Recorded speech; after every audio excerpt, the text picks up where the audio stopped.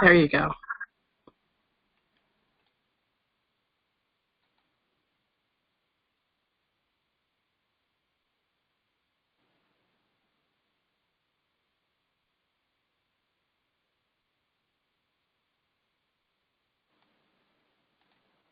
Good morning, it's Vanessa from Los Angeles, California, and I have one 20-year-old son.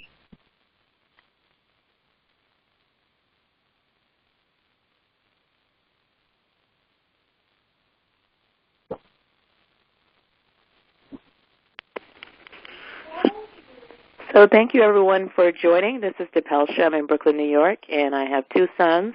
We're going to go ahead and get started. I want to welcome everybody to our monthly Saturday call. We have these calls every second Saturday of the month, and we're delighted to have a special guest speaker who will be joining us in a little while. But first, I want to kick it off with an inspirational quote by Mr. Good morning, everyone. Progress from something traumatic is not linear. It's not like we go from unhealthy to healthy, failure to success. I think it's all circular. You just come back around to the same pain and the same loneliness, but each time you come around, you're stronger from having continued to climb. That's from Glennon Doyle Melton.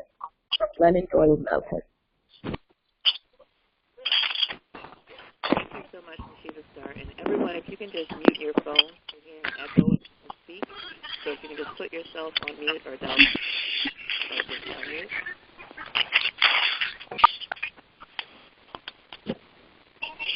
And I'm just going to start out by sharing a little bit about the mission and purpose of our organization, or our two organizations, rather.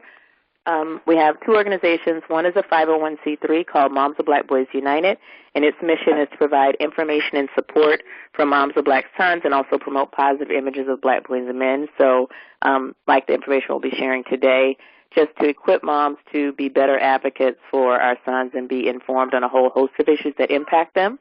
So that's Moms of Black Boys United. We also have Mob United for Social Change, which is our 501c4 advocacy organization, which aims to influence policy that impacts how black boys and men are treated and perceived by law enforcement and in society as a whole.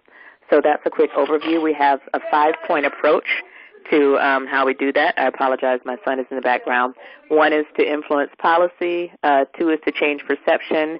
3, to demonstrate our power. That's politically and economically. Delicia, who's our head of policy, is going to be talking a lot more about how we can demonstrate our political power this year in a few minutes.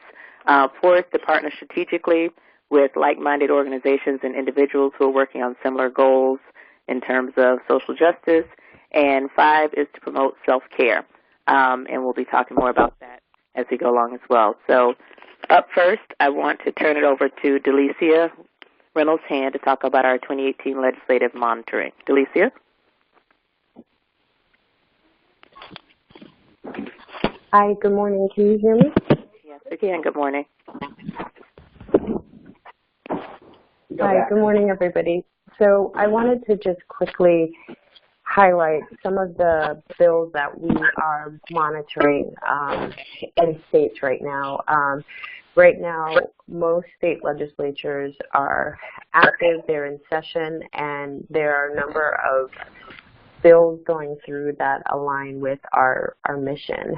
As previously mentioned, we have launched a legislative campaign or legislative platform this year, which outlines our high-level policy priorities, key areas where we would like to see policy change.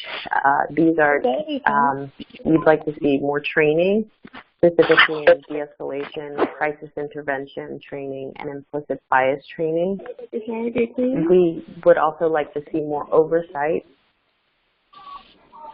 of law enforcement agencies and law enforcement officials. And then we are also generally paying attention to something that we're calling structural intersections with poverty.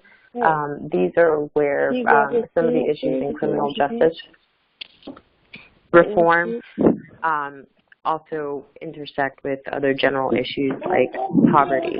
So there are a number of pieces of legislation that are in various states.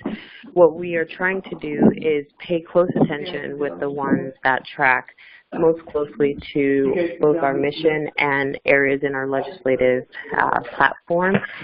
We're also trying to pay attention to initiatives going through state legislatures where we have a presence and we have active members. If you don't see your state on here, but you are interested in getting engaged, we can always use you. So please do get in contact, policy@mobunited.org. In our de-escalation bucket, Maryland and New Jersey have a couple of bills that we are watching. One is House Bill 1173, which would require law enforcement agencies to report on de-escalation policies and training that's in place. One of our major challenges that we face across the country is that law enforcement agencies largely do not report, and they also don't collect data, particularly when they engage with civilians, and there are accusations of excessive use of force. So this actually is a positive bill. So this is one that we are monitoring.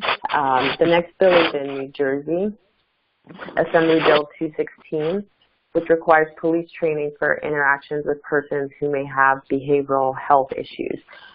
One of the things that we do, we have an initiative called Rapid Response, where in response to incidents where police interact with our sons and boys, and oftentimes it results in excessive bodily harm, as well as death.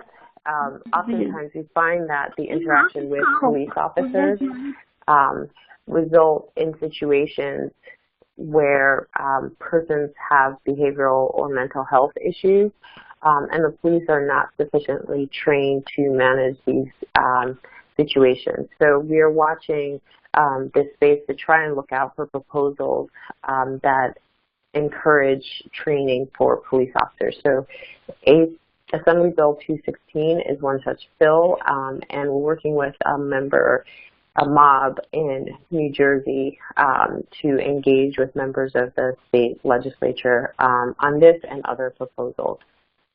In the next category, which will be on the next slide, in the oversight category, access to body cameras is one issue that we have been following. It comes up in our rapid response initiatives frequently. The two bills are in New Jersey. One, Senate Bill 556, would specifically regulate body cameras worn by law enforcement officers. And then the other is an Assembly resolution, which would urge Congress to enact national legislation requiring law enforcement officers to be equipped with body cameras. So it's more of a messaging piece. Then the next category, structural intersections of poverty, specifically some of the issues that we're primarily looking at tend to connect to bail reform. But in the last few weeks since the Parkland school shooting, a number of state legislatures have also introduced bills that focus on the presence of weapons and who can carry weapons in schools. So there are a couple of bills here that we're also monitoring. So I'll just quickly go through. In Georgia, we have HR 1416, which would create a study committee on bail reform. So this doesn't get us to bail reform yet, but it's a positive step in that the House has committed to study the issue. It's also been referred to the Finance Committee, and so that's also a positive sign for movement on this bill. In Louisiana, one of the bills that we are watching, which is just introduced, and we are opposed to this bill, is SB 406, which would allow private citizens who have permits to carry concealed weapons to enter into agreements with the principal of a school to secure the school. In essence, what this would allow is a principal of any individual school to basically deputize any private individual. So you kind of have, why this is on our radar is that's for a couple of reasons. The school-to-prison pipeline is an issue that we frequently talk about and that we watch to ensure that our schools are an environment where our sons are able to learn and thrive, and not one where they are being fast-tracked to the criminal justice system. And so the presence of persons in schools authorized to carry weapons without any standards for training, without any guarantee that the person is actually trained as a law enforcement official might. There are a number of reasons to be concerned about this legislation. Because of the heightened awareness right now in response to the Parkland incident, we're paying close attention to these bills because they have popped up all across the country to try to be responsive. So this bill in particular is one to watch. When it starts to move, we are going to strongly oppose it. It would create a Zimmerman-like situation as well. Any person in the community who feels like they want to be a vigilante or more involved in the school, as long as they have a concealed weapons permit, this bill would allow them to actually engage with the principal and then potentially be on premises for the purposes of securing the school. So again, one to watch. Next, in Maryland, I'm going to skip to HB 1801, which is closely related to the one in Louisiana. Similarly, in Maryland is another state, but one to watch as this was just introduced. This was introduced, and this bill, HB 1801, would require each public school to have an armed school resource officer. The bill would also do additional things. It would also put an armed state police officer in each public school, and additionally, any private schools that would want to put an armed school resource officer or state police officer could do that as well. So again, this is one that we are opposed to. It fits in the category of the school-to-prison pipeline. Any person who is armed and present in a school should be thoroughly trained. This bill does not involve or include any training requirements by law enforcement, and so we are concerned about this bill. Going back up to SB 484, this is a bill that is connected to bail reform, and this essentially this is a positive one. This is one that we would support, which would get rid of pretrial release fees. So it's another bail reform proposal. And last, in New York, there's a couple of bills that we are following right now in partnership with a couple of other organizations, also connected to bail reform, but also the policies connected to sharing evidence in a criminal case. SB 3579A specifically would end the use of monetary bail in New York. As previously said, bail is often tied to the person's ability to actually make bail. There's a number of prominent cases all across the country, but especially in New York, where persons who either don't have sufficient legal representation, are sons whose parents might not know enough or might not even be able to afford bail, will spend time in jail, and as folks are familiar with the Khalif Browder situation, can oftentimes end up in the unjust and untimely death of our sons. So this is a really positive step. The ACLU as well as SURGE, there are a couple of additional organizations who are following this bill and also advocating for its movement. So it's one that we're watching and we'll likely put out a call to action on in the next week or so. The next bill, Senate Bill 7722, is kind of particular, but has an impact in a lot of criminal cases, and specifically it would get rid of what's known as blindfold laws and make prosecutors share evidence with opposing counsel, specifically the defense. Oftentimes in criminal cases, people go to court, they know that they're charged with something, but they don't necessarily know what the evidence is that the prosecution has. And there's no right in New York anyway there's no requirement that the prosecutions share this evidence. So the challenge that presents is it handicaps the defense to be able to sufficiently defend their clients. So this is a proposal that we will be supporting. We'll also likely, in partnership with some of the organizations on the ground, Surge and ACLU, do a call to action. And those are the proposals that we are supporting. The one additional thing or the proposals that we're monitoring, because there are two that we are opposing. If you are in a state that's not listed and you are interested in getting involved, please do reach out, policy@mobunited.org. We need people, we need boots on the ground who can be present and reach out to state legislatures. We have a call center of folks who regularly make calls in response to situations, and we're going to start doing calls with respect to these legislative proposals. But we need people in the states to reach out to their legislators. North Carolina is a state where there's a couple of bills, but we don't necessarily have folks there or a lot of presence. We have a couple of people, but not a huge presence, so we're looking for folks there as well. So please reach out, policy@mobunited, and that's all for our legislative monitoring.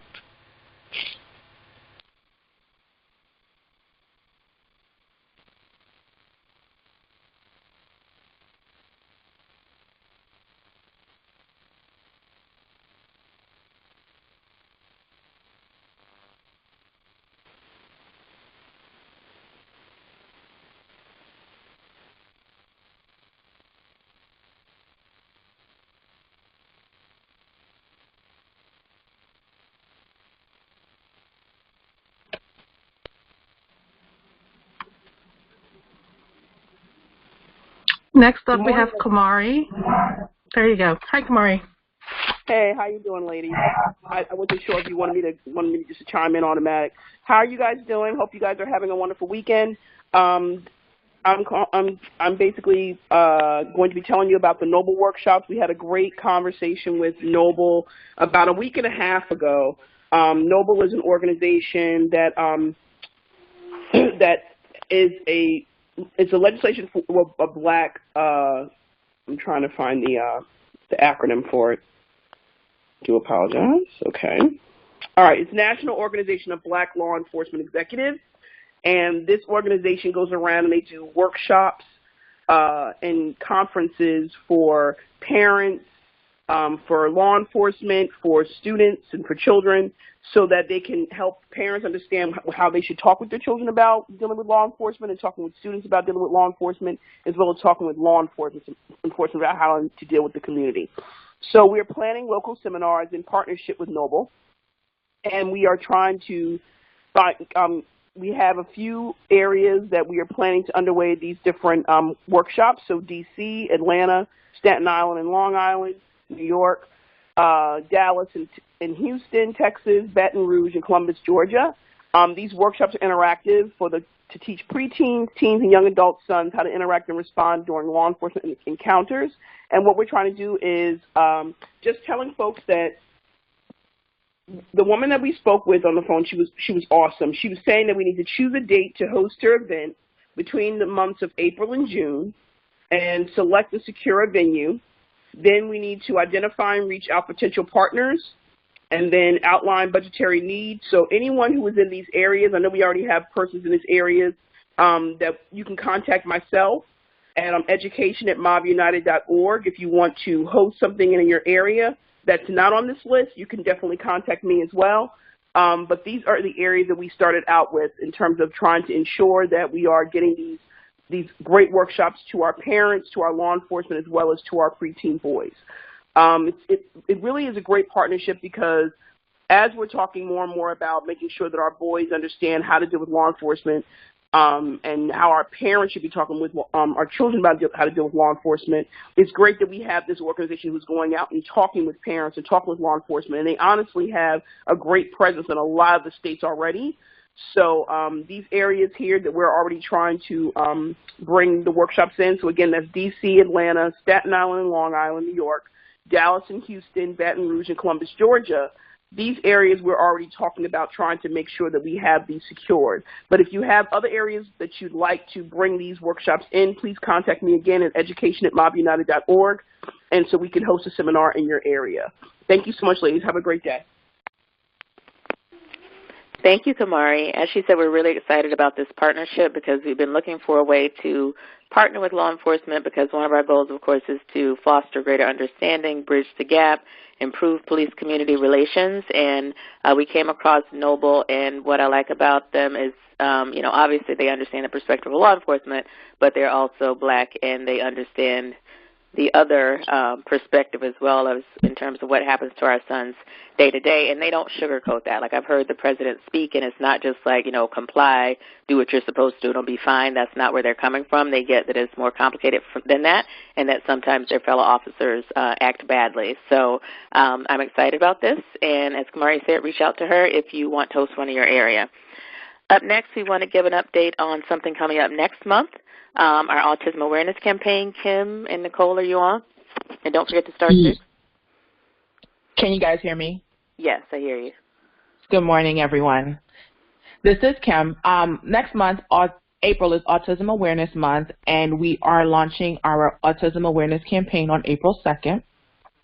The goals are to increase awareness and educate moms on the definition, diagnosis, and behaviors of autism. And that is for moms who have a son who is on the autism spectrum, as well as moms who don't. We want to continue to empower moms to speak out and speak up for their sons, but we also want to educate the community on how they can be an advocate for our young men who have autism. Share personal struggles, joys, and personal experiences, joys, and struggles of having a child with autism. We want to give an opportunity to our community to actually speak up about our sons, about their sons. We have some amazing stories that come into the group. We have some amazing accomplishments. And we also know that there are some struggles when we have a child who has autism. We want to give the community an opportunity to speak up about that. So that will be a series of Facebook Lives that will go out during the month of April. I'm asking that any mom with a child who has a son who has autism who's interested in participating in that, send an email to specialneeds@mobunited.org. We also want to, of course, align with our mission and purpose and help to keep our boys who have autism safe. So we are going to be relaying some safety tips from the perspective of law enforcement, and just how to encourage our boys to communicate, but also to become knowledgeable in how we can continue to keep them safe. April 14th will be our national call. We will have Dr. Nicole Anthony on the call, who is not only a mom of a son with autism, but she's also an expert in the field, and she will discuss toolkits and autism 1, 2, 3 on how to identify, how to navigate the systems, as well as how to keep our boys safe if you have a son who has autism. And again, we encourage everyone to tune into that call. It's not just for individuals who have sons with autism. Again, it is for the community so that we can both advocate and to protect our boys who have autism. And that's what's going to happen during the month of April. Thank you, guys. Thank you so much, Kim. And as she said, I want to urge everyone to join this call. I am a mom of a son with autism, and it's a big part of the reason I started Mob United, because in addition to being black and male, children with autism face additional risks because they have social and communication challenges that make it very difficult for them to comply, in terms of just responding on demand to people walking up to them and giving commands. So it's a big part of the additional fear that I carry, and I just hope that everyone will join to learn more about it, because autism affects 1 in 68 boys. So if you don't already know somebody with autism, you will soon. And I think it's just going to be a great conversation with Nicole. So please join next April. The date is April 14th. So up next, we're going to shift to our special guest speaker. We're very excited about Dr. Kevin Booker, and I'm just going to turn it over to Lisa to introduce him while I'm switching out to his presentation. Okay, hi. Just a little bit of a background on Dr. Kevin Booker. Dr. Booker is an expert healer who manages and treats the emotional, behavioral effects of trauma. Dr. Booker has over 20 years of experience as a forensic criminal profiler and trauma specialist. He is also the owner of South Bay Trauma, which is forensics and behavioral medicine, where he serves as lead criminal psychologist. He holds a BA in cognitive psychological sciences and a MA PhD in applied clinical psychological sciences. He has completed his postdoctoral residency training in adult clinical neuropsychology at UCLA Neuropsychiatric Institute and Biobehavioral Sciences. He is a member of the American Psychological Association and the International Society of Traumatic Stress Studies. Dr. Booker's latest endeavor is his company, www.hollywoodtrauma.com, where he is not only the technical advisor on trauma for television, music, and film, but he also works with artists to preserve their personal brands. He focuses on professionals who have been victims of crimes and hacking, break-ins, if they're experiencing relational discord and other industry-related emotional exhaustion and breakdowns. He also helps professionals deal with domestic violence, physical and sexual assault with the expert trauma intervention.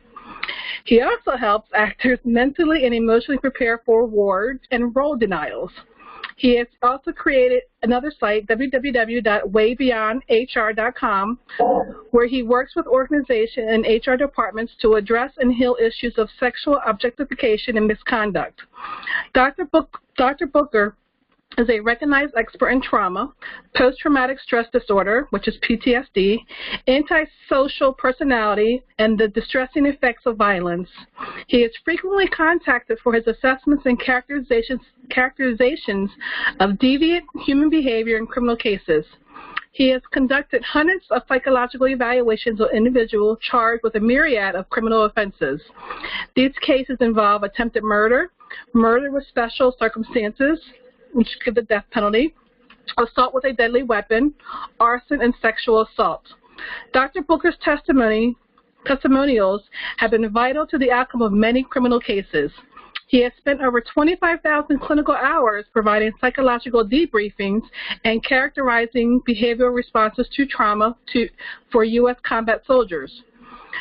Dr. Booker is also an instructor at the University of California, Irvine, where he clinically teaches 2 courses, Abnormal Psychology and Psychological Fear and Terror.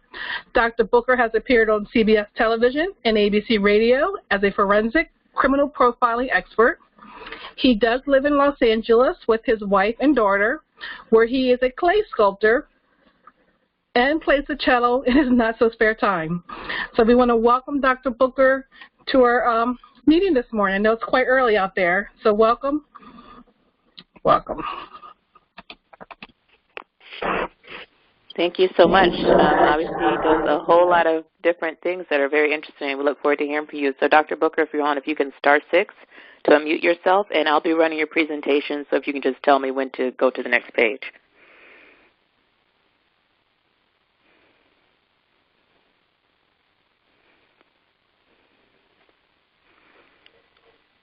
Is Dr. Booker on?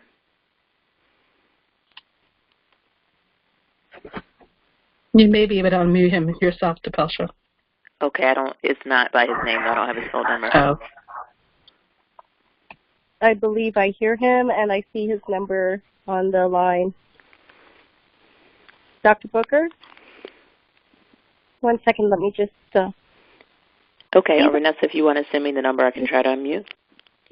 It's 323... Well, I don't know if he wants everybody to know it, but just send it to me. Oh, sorry. Yeah. Sorry.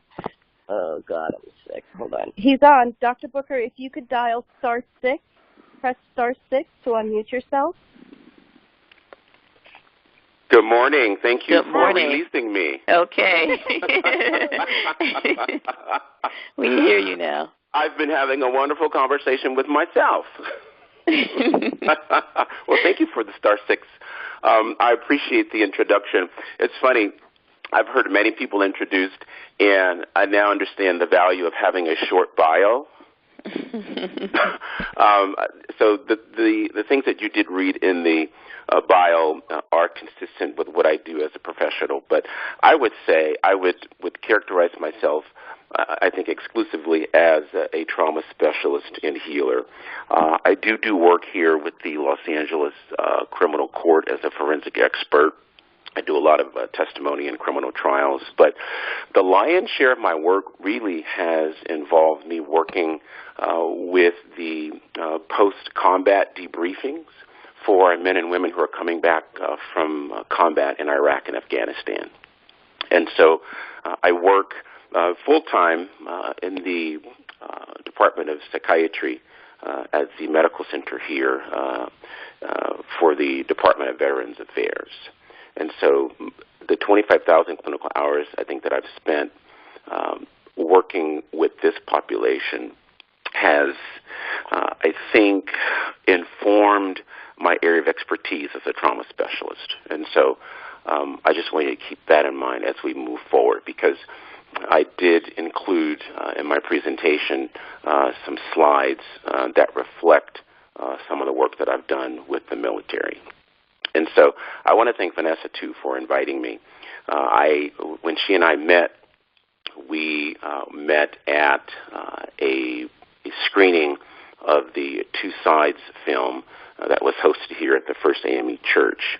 And for those of you who know a little bit about that film, it talks about differences in perspectives with respect to encounters with law enforcement.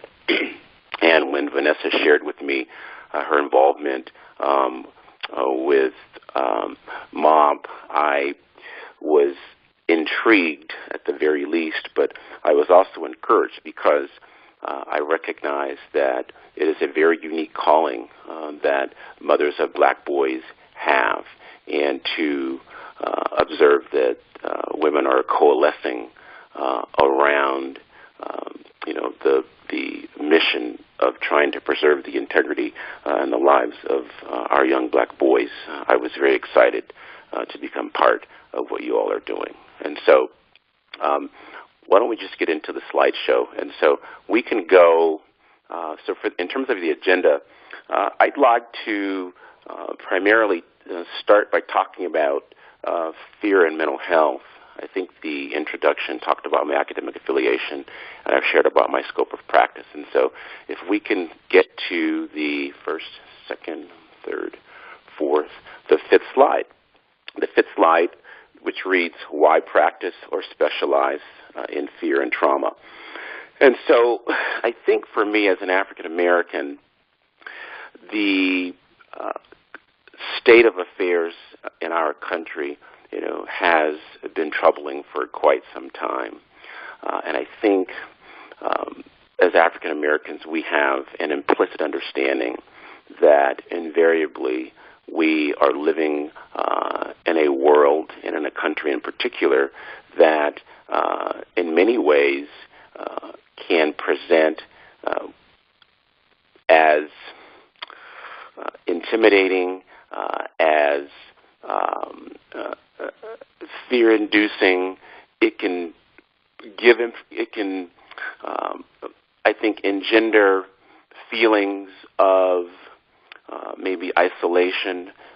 It can cause African Americans proper, but in particular young African American men to feel as if they are being constantly targeted and as if their lives are under siege. And so this first slide, I mean, we're all familiar with the imagery here, the Black Lives Matter movement, the shooting of our unarmed young black men by police officers, I think has really brought to the forefront the significant trauma collectively that we experience as a culture of African Americans, but specifically for African American men. And for young boys who are, I think, observing this kind of imagery, it sends a very, I think, sobering message, particularly for our youngest boys. We live in a world now where visual imagery, with a 24-hour news cycle and people having access to the internet and social media, that they can be impacted by their exposure to, what we call it vicarious traumatization, but their exposure to images that can be noxious. And so I think this first slide is sort of the context for why it's important to be having a conversation about how we can equip our boys to live functionally in this society. Can we go to the next slide? Why practice or specialize in fear and trauma? And so I think in addition to the specific challenges that we have as a community, we live in a country where invariably there are random acts of trauma that can expose our young people vicariously, again, to horrific violence. And even though we may be observing these images on the internet, watching them on a television screen, to be frank, all of these images have the potential for creating a very uncomfortable experience internally for boys who live in communities where they also are inundated with images of violence, either on the news, reports of violence on the internet, receiving text messages from school administrators because there is potentially an active shooter on the campus. And so, this issue that happened in Las Vegas a little while ago, this was traumatic for anybody who observed it. And so it's not just trauma affecting our community specifically, but it's sort of, I think, being part of living at a time where there is just extraordinary exposure to trauma and violence, both directly and indirectly. And so we're going to come back to that in a few slides. Let's try the next slide. And so fear is our most basic emotion as human beings. And on the right, you see an image of a Humvee from a combat zone that was impacted by an improvised explosive device. Many of my patients who have survived these attacks come back talking about having difficulty with functioning on a day-to-day. Many of my patients drive from short and long distances to come in for their treatment, and many of them have had encounters with law enforcement for driving recklessly on the highways. And it isn't that they aren't skilled drivers. The issue is that many of these men were in these convoys in Iraq and Afghanistan, and on the road there would be roadside bombs. And part of their experience now, being back stateside and out of a combat zone, is that they were so significantly impacted by what they experienced on the roads in Iraq and Afghanistan that they feel very uncomfortable just driving in traffic on an expressway. They're very uncomfortable if they see debris on the sides of the roads on our freeways. And so oftentimes they're ticketed for excessive speeding or for weaving in and out of traffic, driving on the median, etc. And this comes as a result of the residue from their traumatic experiences in combat.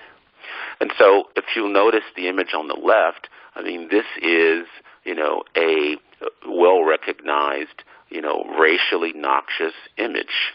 This is a picture of a burning cross. And we recognize that in the context of the United States, this particular image and this kind of imagery, was used specifically for the purpose of terrorizing African Americans and others during the early parts of this century and going back and really into the inception of the Ku Klux Klan. And so, I mean, those things are important because at a very fundamental level, there is a visceral reaction when this particular imagery is represented. And so I want to give you a basic definition of fear. And so can we go to the next slide? And so what is fear?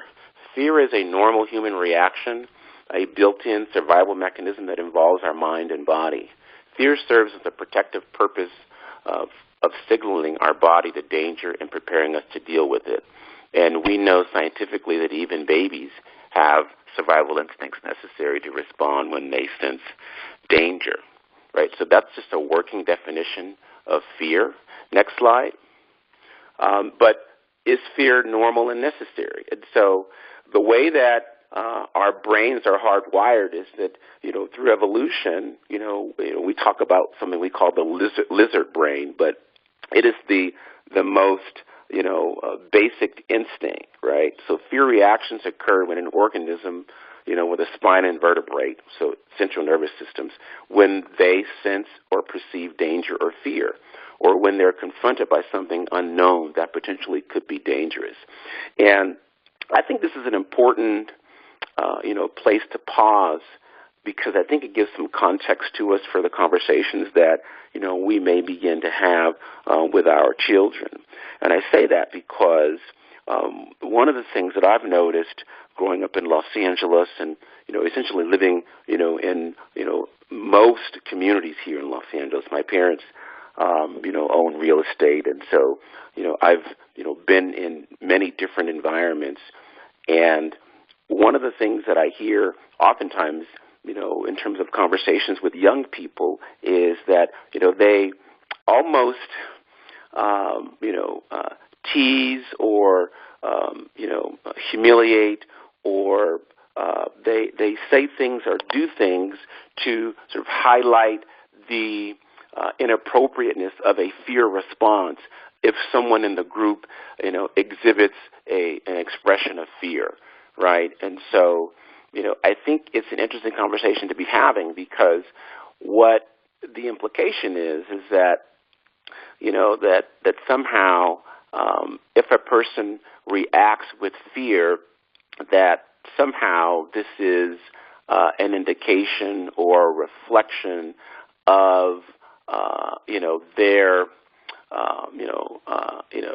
their state of being or their state of having a lack of courage, or their state of being a person who isn't up or prepared to protect themselves. And so it's an interesting sort of exchange that sometimes I observe boys having in the community. But the example I'm giving here is that an unfamiliar car with all the windows that are tinted, blacked out windows, drives past a group, and then it slows down. For a lot of people, particularly young black men, who may be, sitting on a stoop or, talking in front of a house, this can cause a very, visceral reaction, a visceral response.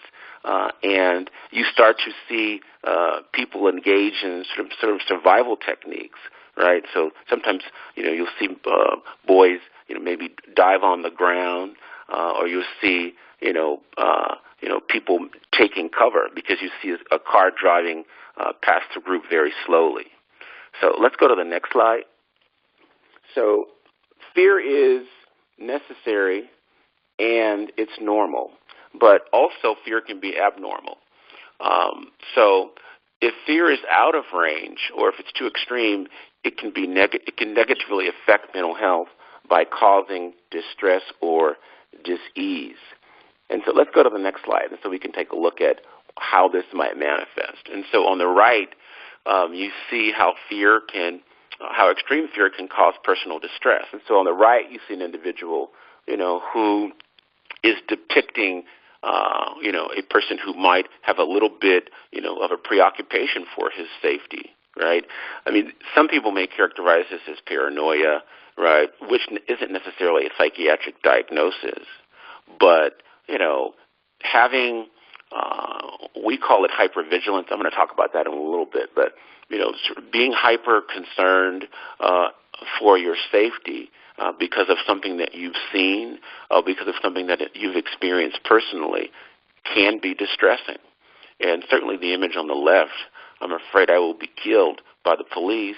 This is a distressing disposition. I think we would all agree, right? Let's go to the next slide.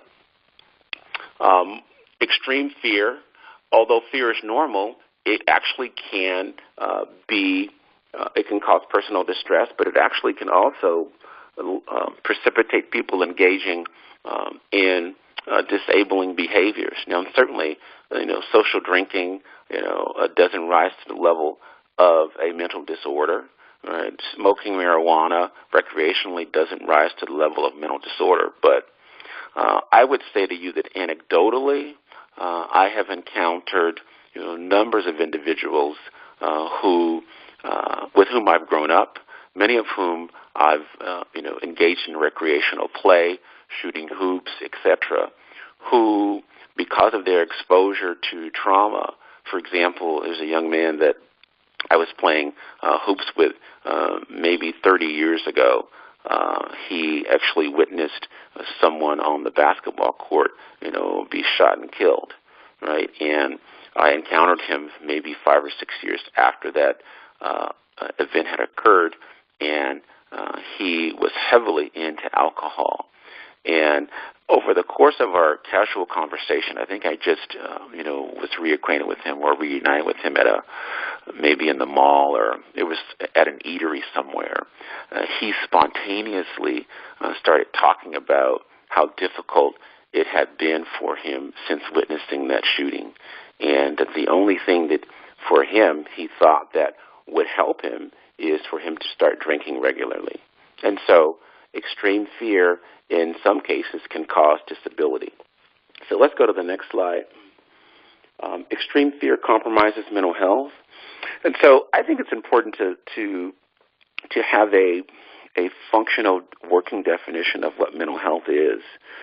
And this is a definition of mental health that was given by a phenomenal black psychologist by the name of Dr. Thomas Parham, who is with the University of California.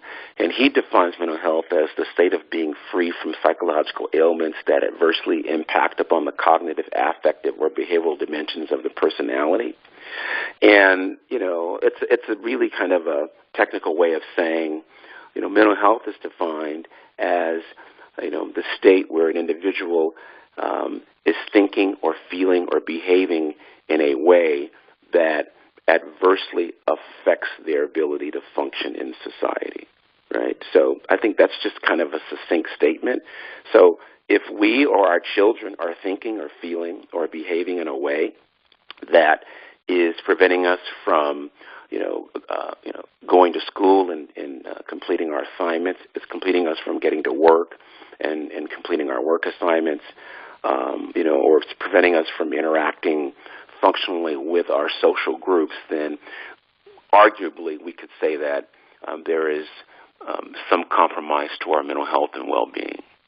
And so as parents, I think when we're looking at the behavior of our children, I think it's important to ask a basic question, and the question would be, after what my child has experienced, after what they've been exposed to, something that they saw, something they may have been victimized by, or just I think living in a time where their exposure to violence can be so significant, and can be a preoccupation for them. As a parent, I think it's important for us to ask ourselves, is this a normal reaction? Is this reaction normal?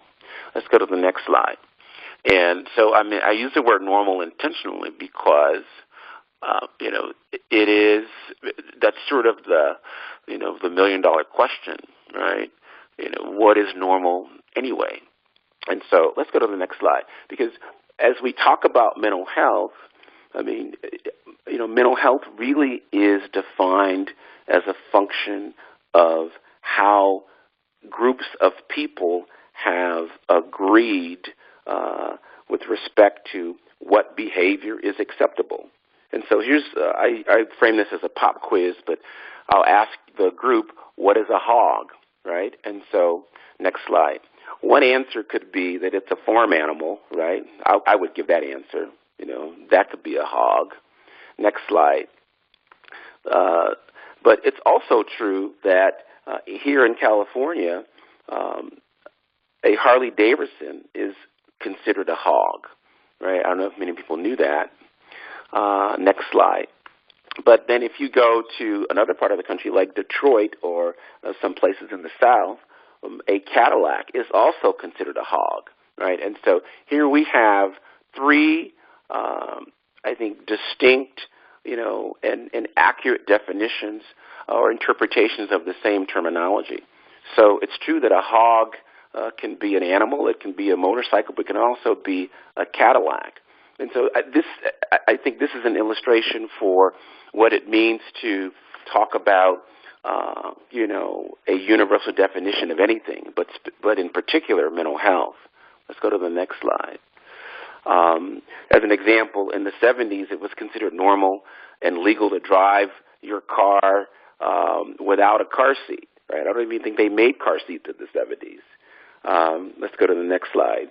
But now in 2018, in every state in this country, every child up to age 8 or if weighing 80 pounds must be restrained in a car seat. And if they're not, you can be prosecuted criminally for not having your child in a car seat. And so, here's interesting. Has anybody ever learned, maybe watching the news or, maybe somebody shared with you personally that, they didn't strap their child into the car seat when they were driving?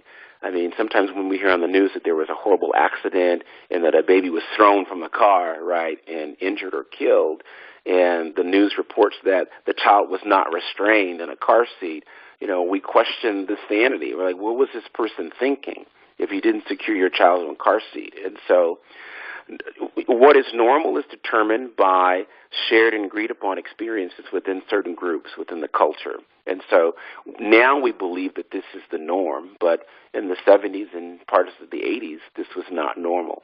And so I think likewise, let's go to the next slide. I think likewise, with respect to mental health, there is no, quote, universal definition of what is normal in terms of how people should respond when they may experience trauma. And so many of you recognize this image of the towers. And let's go to the next slide. I try not to stay on that image too long because it can be so troubling. But the reason I put that slide in is because, I was in Los Angeles at the time, so I'm 3,000 miles away from New York. But, even just witnessing that event on television was profoundly traumatic for me. I would say for 6 months it was difficult even for me to sleep through the night because of what I had witnessed. And so, this is important because when we're exposed to traumatic events, everything related to that trauma can be programmed into our brain, right? And so I'm using the word program, but scientifically we call it conditioning. And so are we on the conditioning slide? Yes? What things do you associate with these very disturbing images, right? So with the towers going into the planes going into the towers, right? So obviously the first thing you associate is airplanes, and then skyscrapers, high-rises. But then terrorism proper and the terrorists. But more specifically, it's the actual attributes of what we visually associate with the terrorists that we're programming into our brain. And so it's really their physical appearance, their ethnic or facial features. And that's an important, I think, point to make as it relates to trauma, because what we see and what we hear, and oftentimes what we feel through our senses, is linked to the trauma. Let's try the next slide. And so as you see here, these are images of two of the hijackers on 9/11, right? Next slide. And so just after 9/11, I recall reading on the news and watching reports that many people were afraid to fly with passengers who even resembled the 911 hijackers, right? Many people refused to fly with Middle Eastern-looking passengers. So people who resembled a terrorist, right? If they were on a plane, several planes were grounded, and many of you may remember that there were several instances in which men who were wearing turbans on airplanes shortly after 9/11 were asked to remove themselves from planes, and the airlines refused to fly with them aboard. And that is a significant and profound element of what it means to be exposed to trauma, right? Because we were associating their head turbans and their physiognomy or their physical characteristics with the potential risk for causing hurt, harm, and danger to people who were flying on the airplane. And we knew nothing about these individuals, right? These individuals just happened to be of Middle Eastern descent. So let's go to the next slide. And so I think in the same way, back to this imagery of the cross, what do we associate with burning crosses? Next slide. This is conditioning, right? We associate people like David Duke. We associate, the imagery, associated with his garment, right? So white robes, hooded white robes, hoods for the Ku Klux Klan. I mean, those are things that we are implicitly associating with the cross and with trauma. Let's go to the next slide. This is an interesting image here because, in recent years, I know here in Los Angeles, I think specifically in Santa Monica, there have been incidents where, and I think also in Palos Verdes, where there have been hate crimes committed on school campuses, where students have hung ropes on trees, and clearly the objective is to hearken back to the association that we make to these particular objects. And as we know, when anything that's present at the time of a trauma, so if we've ever seen an image of somebody, on a movie, who was hanged, this is the imagery. And so it causes a very visceral reaction. Let's go to the next slide. And so if you think back to the image a few slides ago of David Duke, right, we don't just associate the fact that he's wearing this white robe, but it's the context. It's the white robe. It's the cross. It's his racial ethnic persuasion. The fact that he's a white man, right? And in a very sort of subtle and unconscious way, looking at this image of a police officer, right? I don't see him as a person just dressed in blue. I see a white man holding a rifle who's dressed in blue. And at an unconscious level, there is still an association of this particular individual because of his racial and ethnic persuasion with any of the noxious experiences that one may have encountered either directly or indirectly related to trauma. So let's go to the next slide. And the same is true here, right? So the image of a police officer holding a gun to the head of a black man, right?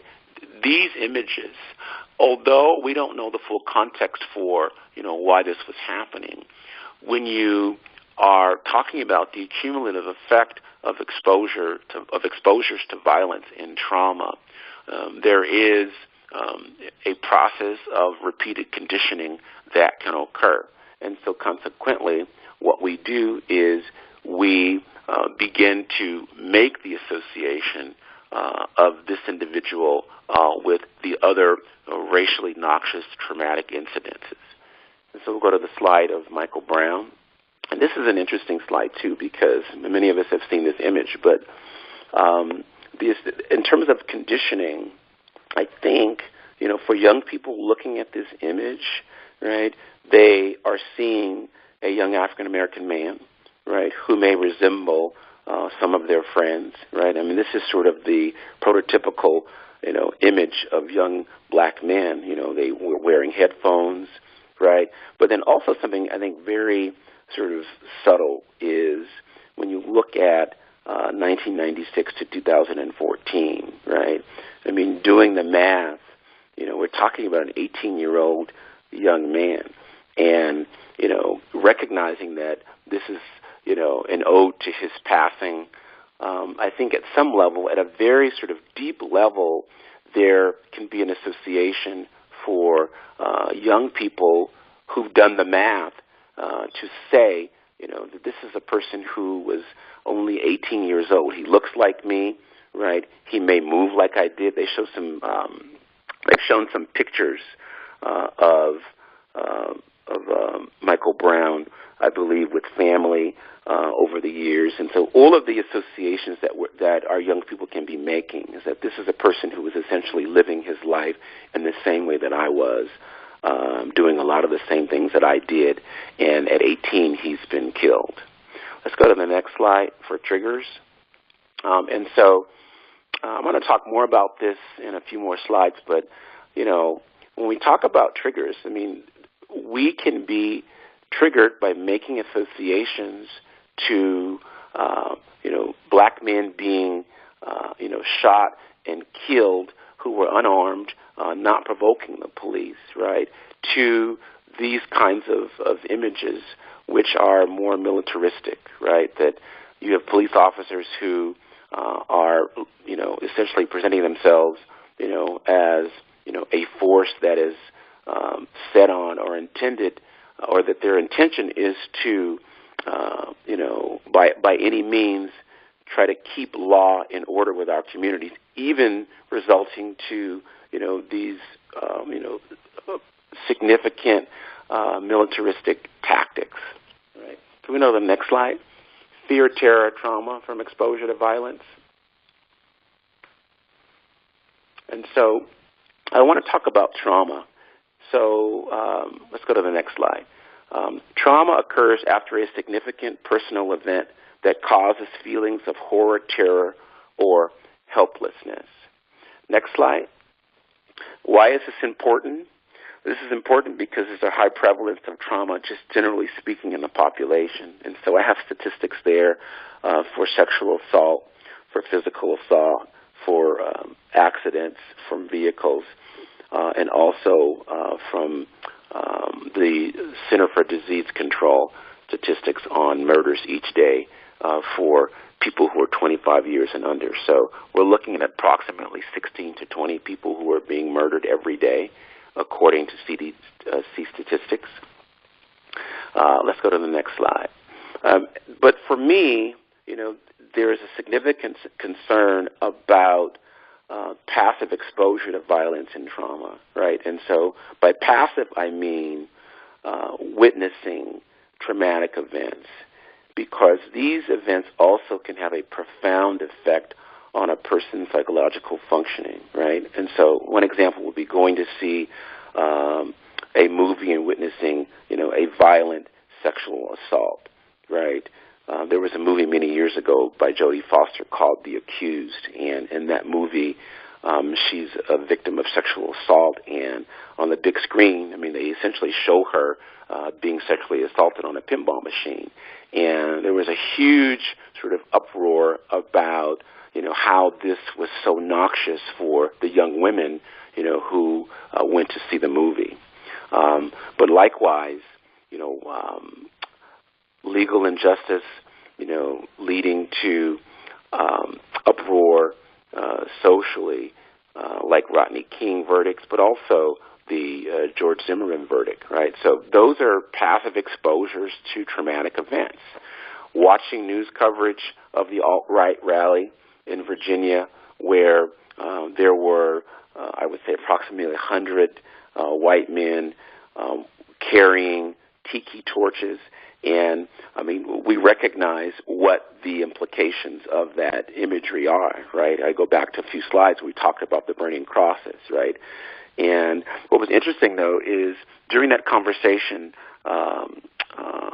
on all the media outlets, I don't remember anyone explicitly talking about what the intent was of carrying those torches, which I thought, really should have been a more significant focus of those conversations.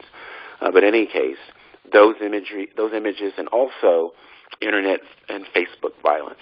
Let's go to the next slide. And so this is an image that many people saw on Facebook, right? This is the individual who was reaching for his license, and the police officer told him not to reach for the license, and he was shot and killed, I believe, while his girlfriend was streaming it on Facebook, right? So that is traumatic. Next slide. Again, I'm repeating this slide because when we talk about trauma, right, the definition of trauma is that an individual experiences horror, terror, or a sense of helplessness. And so I'm repeating this slide because this individual, I think, says something that it's succinctly stated, and it's very profound, that I'm afraid I will be killed by the police. And so, I think we recognize that his sentiment in many ways is echoed, by many of our young men who are living in our communities, where we recognize that there is a significant and increased risk for violence and death when engaging with law enforcement. Let's go to the next slide. And so because we are traumatized, invariably there can be significant impacts on our psychological well-being and can create the manifestation of psychiatric conditions or disorders. And so many of us have heard the term post-traumatic stress disorder. And so PTSD comes as a result of a person who experiences or witnesses a significantly life-threatening event. And it causes us to become anxious, worried, and afraid or scared. We avoid things associated with the trauma. And in many cases, we can start to detach. And so we become what we call emotionally numb. So not having loving feelings, sometimes feeling sad. Sometimes parents describe their kids as becoming, quiet and withdrawn or isolating. And clinically, we say if these symptoms present for at least a month or greater, then a person would meet the criteria for PTSD. Let's go to the next slide. And so here I have those symptoms laid out more specifically. So having nightmares, or even sometimes having daydreams or intrusive thoughts about something that they experienced that was traumatic. Again, avoiding things like refusing to walk on the street where a person was sexually assaulted or where there was a shooting. And this whole notion of numbing, so losing interest in other people, feeling distant or separate from others, or not able to experience positive emotions, right? That is an interesting, I think, manifestation of trauma, because a lot of times what we see is that with young people who may have experienced a traumatic event, they do become more isolated, and they become emotionally distant, or they shut down. And so that's an important, I think, point to be mindful of. And then also increased arousal. And so what we see typically is, I think of all of the symptoms of PTSD, increased arousal, or what we call hypervigilance or hyperarousal, meaning that people aren't able to sleep well, or that they become easily afraid. You know, we call it exaggerated startle, right? So if they hear noises, they jump, right? They may be hypervigilant, meaning that they may be so uncomfortable and so concerned and worried for their safety and well-being that they start reducing their outside activities. Sometimes it's hard for them to even imagine, leaving the house unless it's absolutely necessary because of something that they've seen or witnessed that has traumatized them, right? So let's go to the next slide. And so I put this in because I think this is an important sidebar for us to have. We talk about mental health, right? We talk about, exposure to trauma, but it's really important to keep in mind that, mental health is not a black or white phenomenon.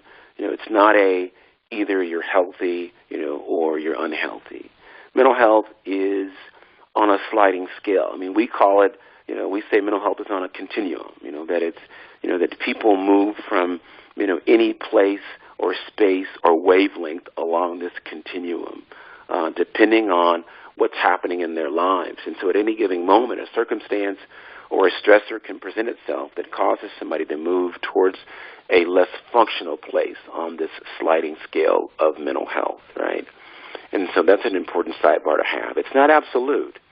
And so it's possible for, our boys to experience something or to witness something and to not be so well, but that over time, the symptoms will resolve or abate, and they can go back to functioning. But then there are other times when symptoms may present themselves, and they may need to have professional intervention, right? And so let's go to the next slide.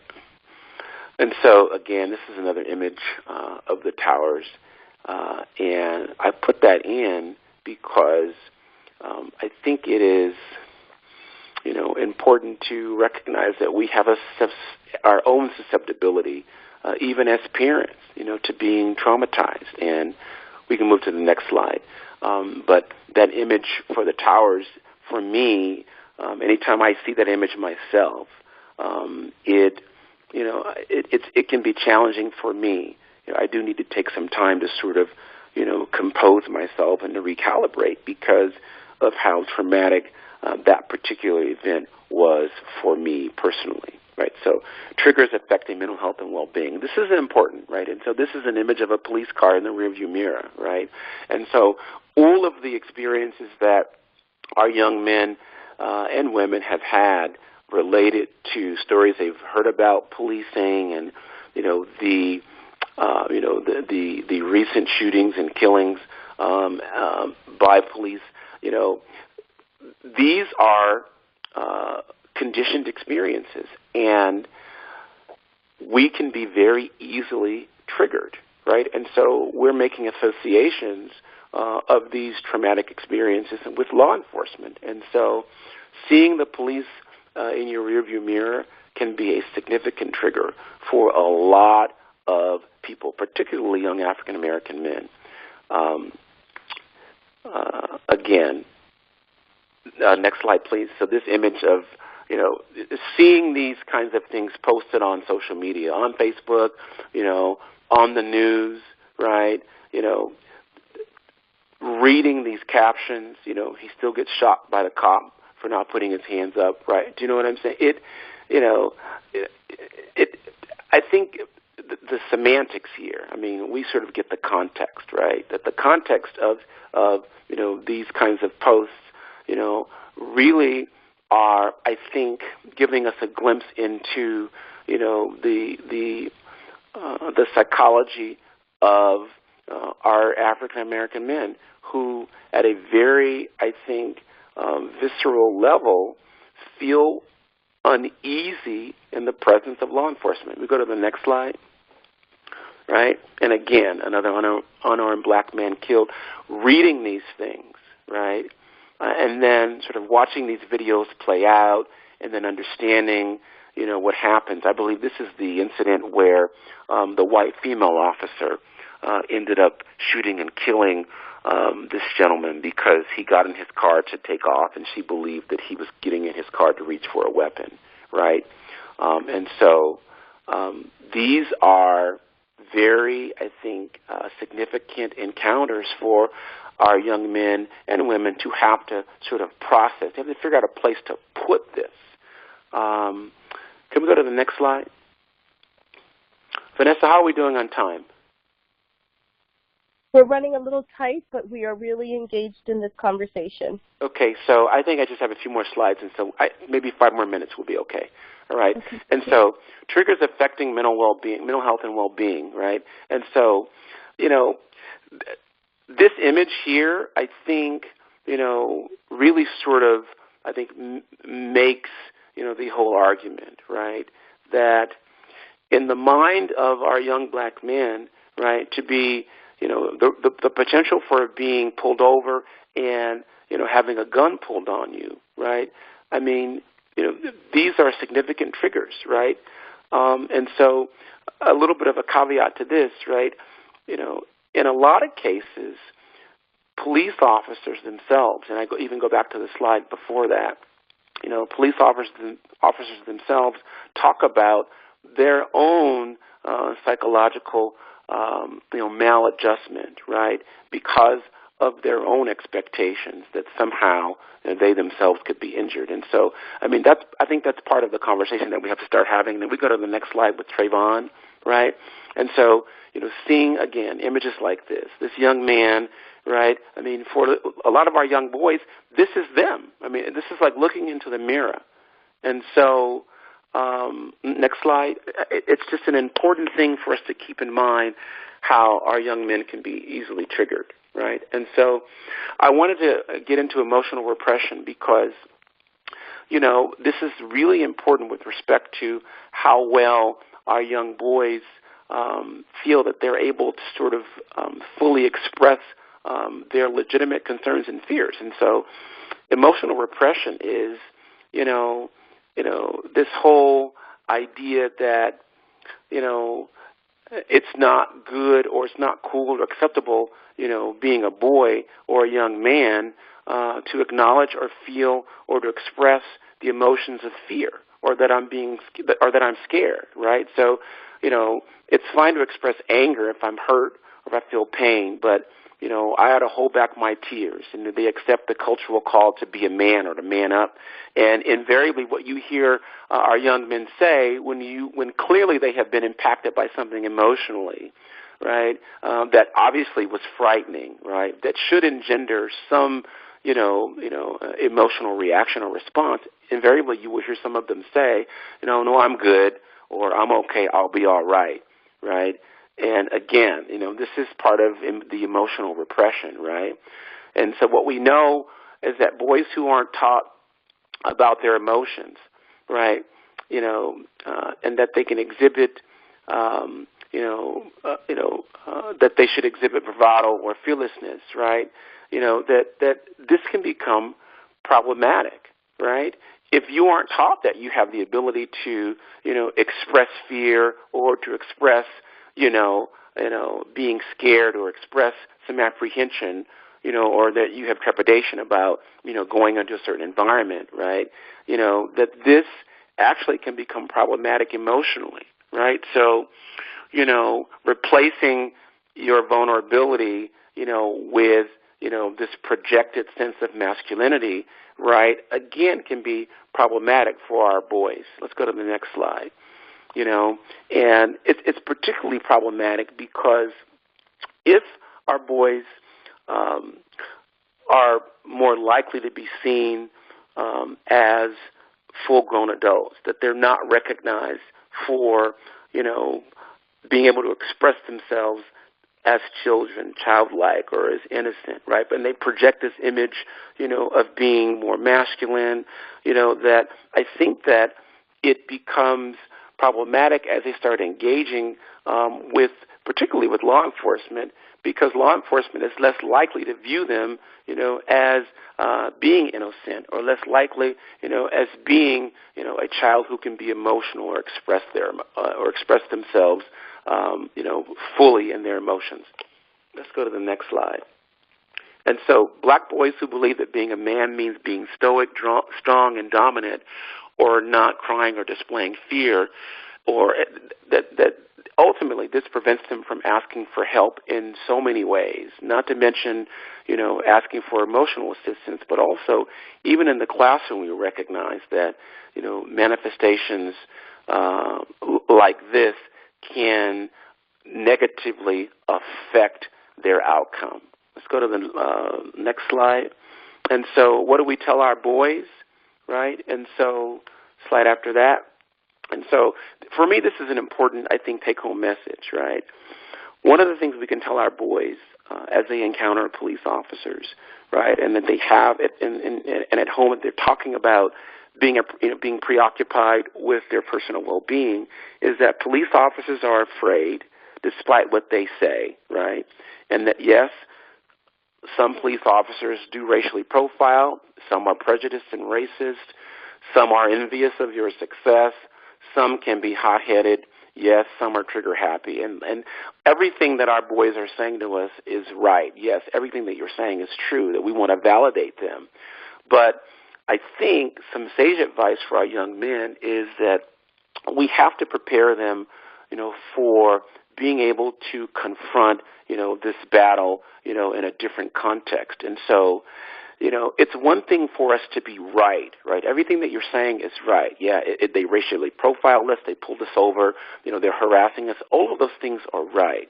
But the thing that we don't want to be is to be dead right? And so it becomes, I think a very complex, conversation to start having with our children about ways in which we can help them to negotiate this climate of hostility, but also, first and foremost, to be about the business of preserving their lives and well-being, right? And so let's go to the next slide for treatment.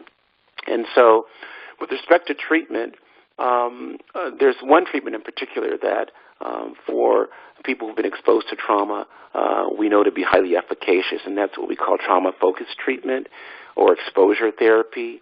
And so that certainly is something that would be indicated if we sense that our kids have been traumatized, and that can be individual or group-based. Sometimes medication for anxiety can be helpful. But here's something that's interesting, though. There are trauma and grief groups for boys and girls that you may be able to plug into in your local area. And you want to maybe do a specific search about that. But then there's also something about culturally specific treatments, and so certainly faith-based treatments at places of worship. And then there's sort of these new treatments that are emerging here in Los Angeles. And I find this very interesting, is that, when I was at Howard University during homecoming, there's 100,000 people on the streets, and what you would see invariably on street corners is you would have, groups of young men, circles of young men, gathering around, and they call them ciphers. And so essentially they were like rap ciphers, right? And in the context of those ciphers, you were hearing young men talking about their experiences in their neighborhoods, right? And so what's been happening here is that there are individuals who are now using this particular modality as a psychological therapy for treating our young men. And the reason that they're doing it is because many of our young men have been opposed to going into treatment in the traditional settings, right? So they don't want to go and see a psychiatrist or a psychologist in an individual session in an office wearing a white coat, right? But rather they're more comfortable being in a context with individuals who look like them, who talk like them, who speak like them, but with the added, I think, significant cultural component and benefit of engaging, in a style of creative expression through the use of rhyming and rapping in their sessions. And so it's a very interesting take on psychotherapy and applying treatment within the young adult population. And so it's something else that I think could be a viable option. Let's go to the last slide. And for adults and parents, in every state there is an Association of Black Psychologists that has local providers who offer the same culturally competent and culturally sensitive treatment. And so you want to look for any provider who may have expertise working with trauma and maybe inquire about the whereabouts of trauma specialists for African Americans in a particular area. And so that concludes my slides. Are there questions for our discussion? Vanessa? Thank you so much, Dr. Booker, first of all. That was very rich information, and we're close out of time, so we're probably only going to have time for 1 or 2 questions max, but I just want to personally thank you and just say that so much of what you said hit home. I mean, this group was formed out of the triggering of fear by many of the images, you know, that you showed, like Philando Castile being killed in his car. Like those images, we're all thinking about that could be my son and coming up with all kinds of scenarios of, you know, what could happen to them, and we bonded based on largely that fear and concern. So there are a couple of questions in chat. So I will try to read a couple of them. You can kind of address as you can. I also wanted to give you an HU shout-out. I'm a Howard alum. HU. Okay, so I'm just going to read a couple of questions all together in the interest of time, so if you can keep track. One is, how can we help our sons feel appropriate levels of fear around law enforcement, the kind that will help them stay as safe as possible without being traumatized or moving towards repression and denial? Another question is, how do you heal a child suffering from PTSD? Yeah, PTSD. PTSD. Yes, I think those are the first two. Well, I would say, you know, I go back to one of the last slides, which was, you know, recognizing that in truth, a lot of what our young men are reporting, you know, is very valid about their experiences when they're being engaged by law enforcement, right? And so it's true, yeah, they are racially profiling, yeah, you know, they are being, you know, prejudiced and bigoted, yeah. I mean, a lot of what we're saying is true, but I think as a parent, you know, we have to engage in prophylaxis, right? And so prophylaxis just means, you know, doing things that are preventive, right? So sort of getting ahead of the game. And so I think teaching our boys that at the end of the day, when police officers are encountering people in the community, one of the things that they're preoccupied with is their previous experiences, right? Invariably, cops will talk about recent encounters that they've had where there potentially was a person who pulled the gun on them, right? Or they were involved in an officer-involved shooting, et cetera. And so, you know, recognizing that these individuals themselves are on edge, right? They have a preoccupation for their own personal safety and well-being. And so, you know, thinking about what is always in their best interest, right? And most of our homes, we talk about, you know, the value of submitting to headship and in law enforcement, right? In a lot of our faith communities, we talk about the, you know, the hierarchy of headship and submission, right? And I think legitimizing, you know, what it means to be submitted to authority, such that it does not compromise, you know, their sense of personal legitimacy or correctness or at any level, if they are in compliance with an officer's command. I mean, that's an important thing to do, because for a lot of our young people, knowing that this person is stopping me and it's inappropriate, that it's biased, you know, that it can preclude them from wanting to engage the person respectfully. But again, you can be right or we can be dead right. And so there's a way for us to, I think, redress the inappropriateness of the stop, you know, after the fact. But in the moment, we have to keep our heads. We have to be, I think, mentally prepared, you know, to deal with individuals who may be approaching us in these inappropriate ways from law enforcement. Okay. And what about the question on PTSD? We have another one. Have you had any experience with neurofeedback with PTSD? I haven't done much with neurofeedback. But what I can say is this: I can say that in terms of engaging the treatment for PTSD, first and foremost, we need to make sure that there is a bona fide diagnosis of post-traumatic stress. As I was saying in some of the slides, mental health is on a continuum. And just because a person experiences an event doesn't mean it rises to the level of post-traumatic stress. And so we want to make sure they actually do have PTSD. And if they do have PTSD, I would say we want to know if they're being affected in the way of avoiding and isolating, and, are they hyper-aroused and easily startled and triggered? Is that the manifestation of the PTSD, or does the PTSD manifest in the way of the person who may have their mood changing, or the person who may be more reluctant, to leave the house, because there are different manifestations. So it would depend on the manifestation. So we would need to know specifically about the manifestation of the symptoms of PTSD, and then you would ask the provider to specifically prescribe a treatment that is addressing that unique manifestation of PTSD proper. Okay. Well, thank you very much. Unfortunately, we're out of time, but I do want to thank you for sharing this rich information. We're also going to make it available on our site after the call, because I know there are a lot more questions and comments, so it'll be available in the members-only section of the site. And we really appreciate you. We really appreciate all the moms who joined from all over the country. And we want to stay in touch because there's a lot to talk about. Very well. Thank you so much, Dr. Booker. I really, really appreciate you. I think everybody who's a part of this organization and that's close to me knows that this particular topic is something that's very close to my heart because of my own personal experience with it. Yeah. So I want to thank you so much for taking the time to talk to us this morning. Well, it's my pleasure to be involved. Thank you so much. Thank you. And we're just going to close out with a closing prayer by Nashiva Starr. And everyone, please remember the next call is April 14th, and the focus will be autism awareness.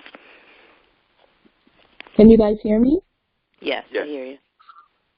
Oh, okay, great.